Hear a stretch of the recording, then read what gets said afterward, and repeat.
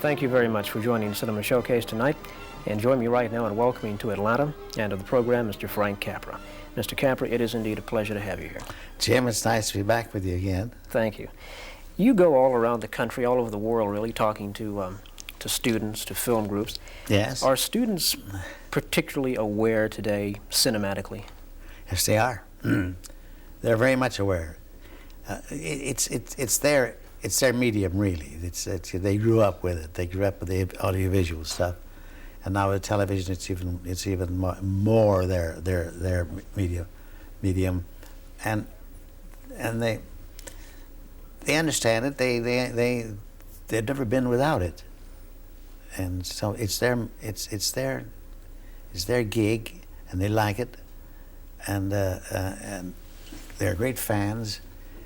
And the wonderful part about it, as far as I'm concerned, that they are more interested in the films I made in the 30s and 40s than the actual audiences that saw them first. Really? Yes. I can't tell you exactly why, but I think perhaps these kids of today are a little smarter and perhaps a little more sophisticated than the audiences then. Although my pictures are not necessarily that sophisticated, but they deal with ideals, and idealists, and the fights that idealists put up, and and fight down to the last second, to even for lost causes. And this appeals to the youth of today. They like idealists. Anybody that is willing to fight for a cause and fight for it, and that gets them. Do you think that's why Rocky was such a big success? Rocky's a big success. I'll tell you why I think Rocky was a bigger success than it might have been.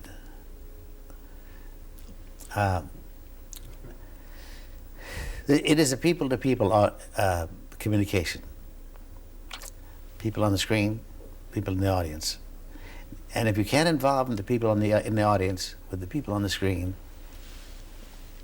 if you can't make them care about the people on the screen, if you can't make them care about what the choice that little girl is going to make, which way she's going to go, and they worry about it, then you haven't got a film. Yeah.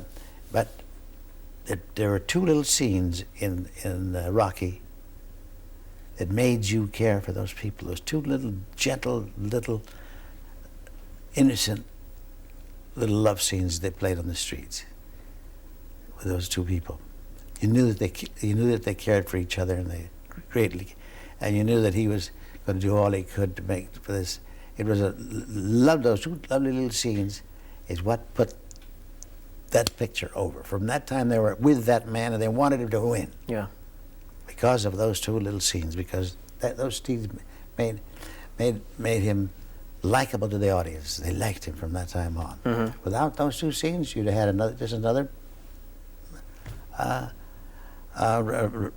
rather brutal in a way prize fight. Mm-hmm.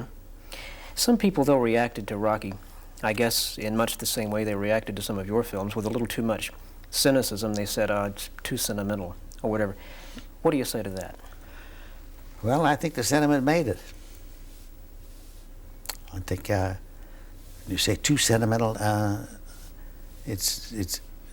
There's a degree where it becomes too, and where it becomes not enough.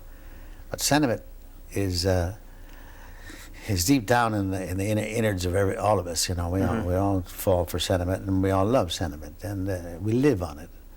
Otherwise, we'd be scratching each other's eyes out. Yeah, I think, and I've said this to you before, and your films really exemplify it, that sentiment is and can be one of our strongest emotions, one of our best emotions.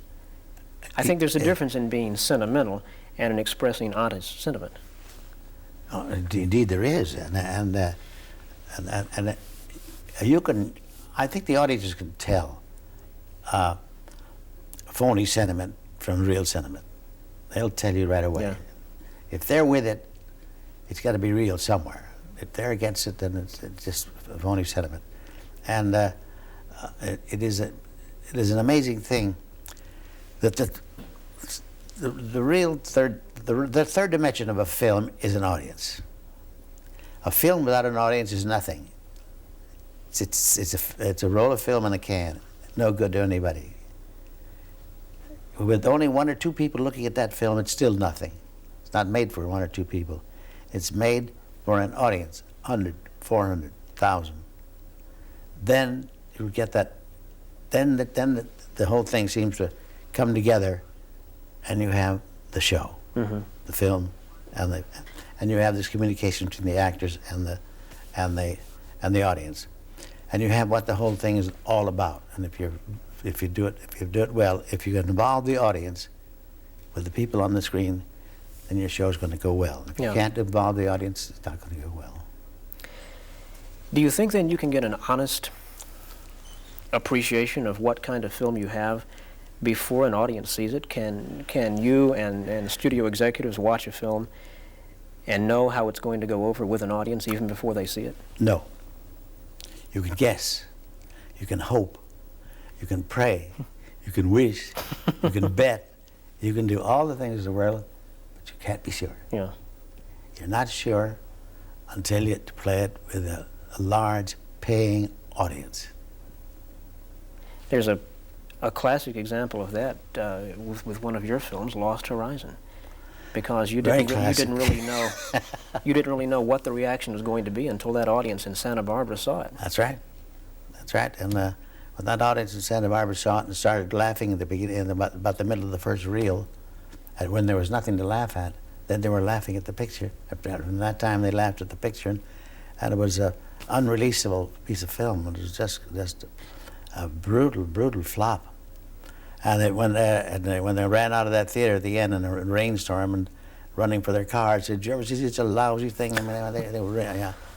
Boy, it was terrible for us when we went home in this rain, and my wife and I and Mr. Cohen and his wife, and quiet as mice, and the only thing that I could hear was the flop, flop, flop, flop, flop of the windshield wiper. I'll tell you, it was a sad, sad day. We did happen to get one idea that saved that picture. It was somewhere in the first 2 reels, and the third reel had a very good opening of its own, so it simply put the beginning of the main title, the beginning of the third reel, and we showed it again. It was an entirely different film. It's amazing. It's amazing. And you've told me before that you really have forgotten what those first 2 reels contained. Forgotten them. I burnt them. When we came back from the second preview, I took those 2 reels, the positives and the negatives, took them down to the incinerator and put them in one at a time. Since they were nitrate films, they just whooshed and lit up all of Hollywood. I had a great time burning those reels up. Has anything like that ever happened since? I imagine it's happened quite a few times, and yet, in a sense, there have been failures, films that have been called failures, but they haven't discovered why. Yeah. Like we were fortunate in discovering why. But there are a lot of films that are probably just some little thing like that sets the audience off going in the wrong direction. That if you could find that one place where it did and cure it, you'd probably have a much better film. I guess when you're watching a film in a theater with an audience, you can tell just when they catch on to the film, or when you have them, in other words. Yes, you're right with them. Actually, you get the same. You get the feeling that they get, and it's contagious. Only if you're part of the film, you're with it. You're part of the film, and so you're really not objective. You can't be objective and sit in an audience. No 2 people will tell you the same story when they come out. So I fixed that.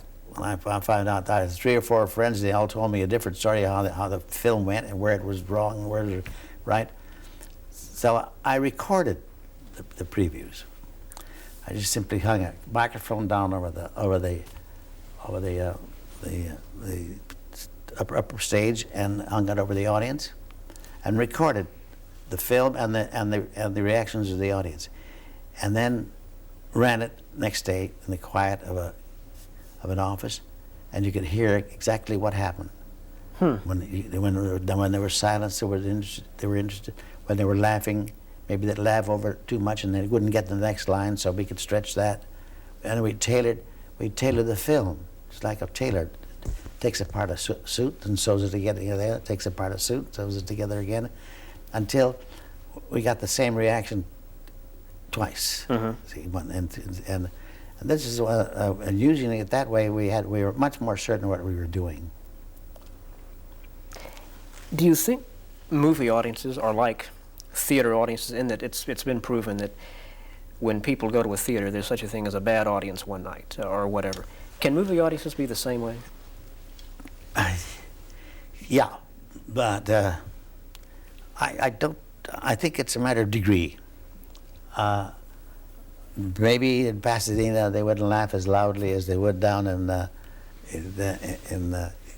East Los Angeles. Maybe they wouldn't react against it as much as, but the reactions would be practically the same. I know, because people who are on stage have told me that, you know, there is definitely such thing as a slow audience some night. There's definitely such thing as a bad performance for that night. True. You see, they got to give a performance every night. Yeah. And they're not going to be at their top every night. Yeah.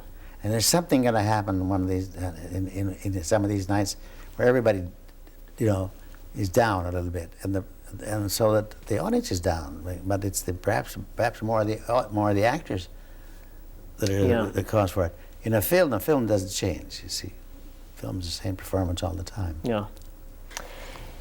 You are basically in Atlanta to speak at Clayton Junior College, and I know wherever you go, questions and answers make up a big part of the evening lecture. What sort of questions do the students ask? Oh, they ask some very good questions and then some very banal ones, and who was the toughest actress to work with and things like that, and which is of course a impossible question because you can't compare people. They're two different kinds of people. They will ask, who's your favorite actor and who's your favorite actress? That's the thing. You play around with that a little bit and tell them there's no favorites, they're all great. But in many cases they ask some very trenchant kind of cases to get down to the meat of it. Why did you pick that story? Why did you do this? And why did this succeed? That didn't succeed? And they sometimes you're up against it for real answers, and you don't answer. You can't answer. Yeah. You just say, well, it's a mystery. It's a mystery. It's a mystery. The mystery of creation. Who knows? Stars are born. They're not made. This is difficult for them to understand. They do not believe it. They think that money can make anything. They think money you can make a star out of anybody. Not so. Many Texas millionaires have gone broke trying to make their sweet little pretties into stars. Well, it's true a studio, though, could push a particular person, but if that person didn't have it, then the public would not respond, I guess. Yes, don't have to push a star. A star jumps right out at the audience. Right, the audience selects the star. The audience make the star. Not publicity, or not a push from the audience. They go for that person, and then nothing can stop them. Yeah. Well, what is it that's changed that the stars that came out of the 30s, the James Stewarts, the Clark Gables, the Spencer Tracys, they were stars 25 years later. Yes. And I just don't think that some of the stars that are coming along today are going to be big stars 25 years from now. What makes a James Stewart special or a Spencer Tracy? Well, of course, we don't know that the young people today are not going to be stars 25 years from now. They may be. It's of course, the longer they last, the more their reputation and the bigger the star they are. And you got a person like Duke Wayne, who is not a great actor, but he's a great star. Yeah. And trying to analyze what makes a star, it drives you crazy. It's just that something that makes them different from. It's a leadership quality of some kind. Mm-hmm. It's a charismatic quality. It's a quality that attracts rather than repels. Hitler was a star. You see, you can make stars out of anybody. Yeah. One thing I know we don't have today, though, that goodness knows there were so many of in the 30s and 40s, were the great character players, the Thomas Mitchells, the Ward Bonds, the Beulah Bondys. Where are they? They're around, Jim. They're around. We have great actors around. We have no great parts for them. But actors are really, we have a lot of fine actors, and you will see some person that you've known for a long time suddenly give a great performance. Mm-hmm. That's because they got a great part, and they all need material. They're there. You give them what, you get something to do. They're there. Mm-hmm. We have more fine actors than anything else. We don't have what we don't have. What is writers? Writers is a great lack. Writers is the great lack of everything. Just think of the words that are written every day in the United States. Somebody's got to write them. Yeah. And writers, certainly for the stage and for television. A man who wrote a play in the 30s and 40s, he may spend 2, 3, 4 years writing that play. Then that play would be tried out in small towns, and it'd come back and they'd rewritten, and then try it out again and take it to another little town, try it out, rewrite it. All kinds of stuff done with that. Then they'd bring the show in New York, and it would still fail. Mm-hmm. But they tried everything, see? Well, now writers are given a 2-hour show on television, and they got to do it right in 3 weeks. So you cannot expect quality from that kind of quickness. Yeah. I guess in any film, ideally, you should start with a great script, and then make sure that script is executed very well by the director, by the stars, by everybody. Is it possible, though, to take a less than good script and do it so brilliantly as a director that you end up with a good film? In other words, can you take a bad script and make a good film out of it? Well, first of all, it's very difficult to say what's a bad script and what's a good script. Again, you're in a, we couldn't sell. It happened one night to any girl to play. They all thought it was nothing. Mm-hmm. Light comedies read like nothing. It didn't have no whores, it didn't have no murders, you see, and it doesn't read like much. And they'd read the script of it happened one night and turn it down. Kept turning it down. We had a terrible time casting it. And we finally had to make the picture because Mr. Mayor of MGM wanted to punish one of his actors, Clark Gable. That's why we had to make the picture finally. Send him to Columbia to punish him. Yes, send him to Siberia, that's right. One thing you point out in your book, the name above the title, which still, and I've said this before, is one of the best autobiographies I've ever read. Thank you. Is that each studio in the 30s and 40s had its own characteristics. And whenever an audience saw a picture, a sneak preview, for example, and they saw the MGM lion, they always applauded because they knew it was going to be a quality picture. That's right. But Columbia wasn't that way. No. By and large. No. First time we used to preview Columbia when Columbia was not a major studio, but just another studio down in Poverty Row.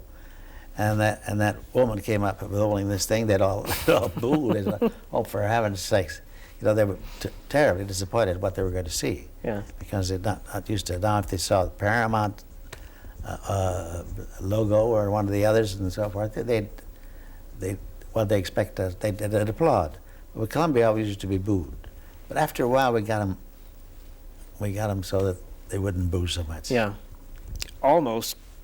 And I'll say this because you might not, almost single-handedly you did that, because your pictures at Columbia in the 30s, I guess, in many ways saved the studio. Well, we had a different way of making a picture there. I had a theory about making pictures. I graduated from Caltech. I have to have theories about something, you know.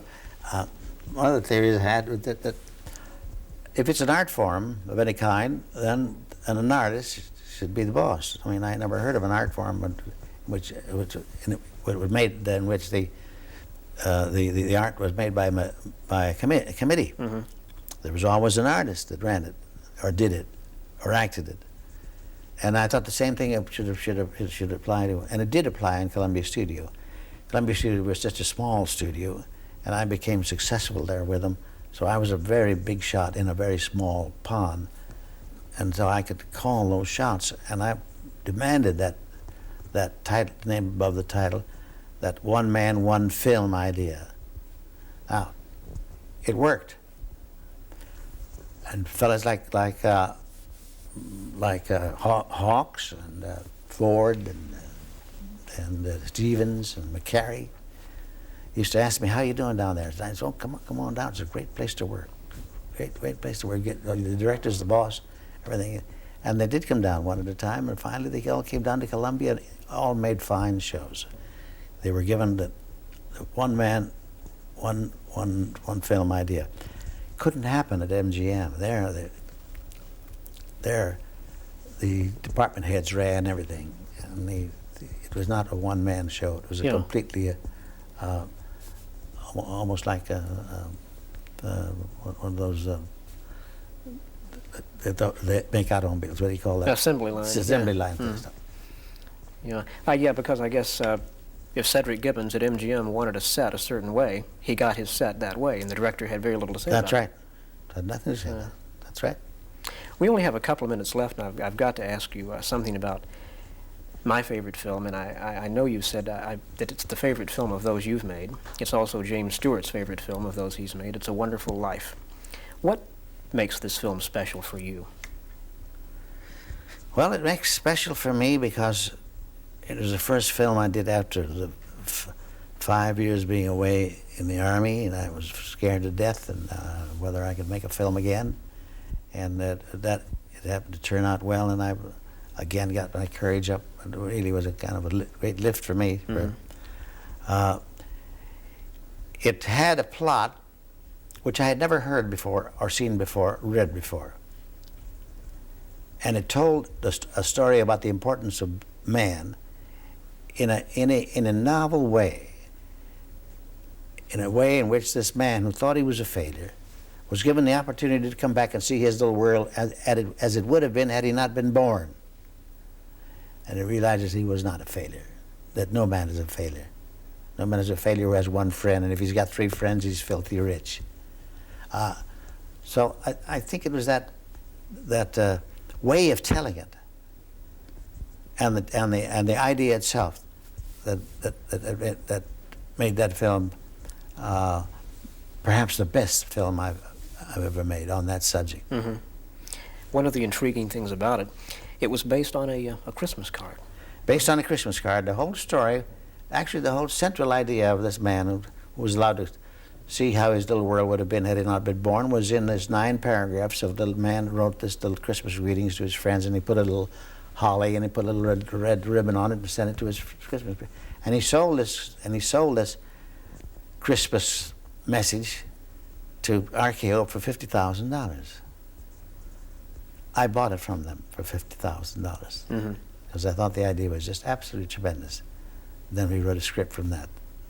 You made the picture, I know, for really your own company. Yeah, our own company. The first picture we made for our own company. Yes. Liberty Films. Right? Liberty Films, and it was a difficult picture to make. It had many things in that, and we had many difficulties with it. But it came out. It came out into probably what I think should live on as an important film. Oh, I think there's no question about that. It's a Christmas tradition everywhere. In fact, here in Atlanta, I think you could see the film. You had your chance to see it 8 times over the holidays. And I think I watched it 8 times over the holidays. You haven't made a film, I guess, since Pocketful of Miracles. That's right. Has the situation, is it easier for young directors coming along today to make films than when you came along? Must be, because boy, these punk kids come along, they're they're under 30 and come out and make great big blockbusters in their first, second, or third try. Oh. Unheard of. Yeah. They didn't go through any of the apprenticeships at all. And of course, I think one of the reasons of that is that the equipment is so beautifully miniaturized, and they can't make a mistake. Yeah. They don't have to know anything about the equipment. The equipment almost works itself. Yeah. And that's a great help, because we had to actually know all about the lenses and all this stuff we had to know. And we worried a great deal that the laboratory would not put the film through right and all that. But that's all taken away from them. Yeah, it's automated, I guess. It's automated. I shouldn't have asked you that question. We are out of time. This has been a fast 30 minutes. Oh, thank you very much, Jim. And I do hope that you can find time to come back and see us again. It's, as I've told you before, it's been one of my great personal pleasures to call you a friend the last number of years, and hope to see you again. Thank you very much, Jim. Thank you. Right. My thanks to all of you for watching. Until next time, good night.